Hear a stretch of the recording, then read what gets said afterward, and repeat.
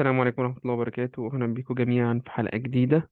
قبل أي حاجة كل سنة وانتم طيبين، عيد أضحى مبارك عليكم جميعا يا رب. طيب النهاردة احنا بنكمل سلسلة الأفعال اللي بتحمل نفس المعنى. اللي فيكم بيسمعنا لأول مرة على السريع كده، احنا ماشيين في السلسلة ديت عشان تبقى قادر على فهم المتحدثين باللغة الألمانية كلغة أم على قدر المستطاع. تمام، لان هم بيستخدموا افعال كتيره جدا.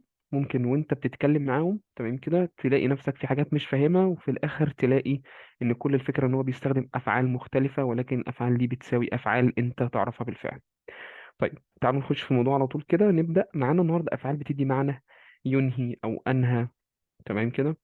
عندنا فعل بإندن بيساوي فعل شليسن بيساوي فعل أبشليسن بيساوي فعل فيتشستلن بيساوي فعل فيتشماخن. كل الأفعال دي زي ما قلنا بتدي معنى أنهى أو ينهي. بايشبيلي عشان إيه؟ الأمثلة عشان خاطر الرؤية توضح.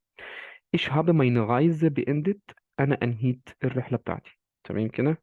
Die meisten Leute schließen ihren Brief mit den Worten viele Grüße. بيقول لك إن أغلبية الشباب تمام كده بتنهي الخطاب بتاعها أو الرسالة بتاعتها بكلمة viele Grüße. تمام كده. Mein Bruder hat sein Studium abgeschlossen. يعني أخويا أنهى الدراسة بتاعته. تمام كده.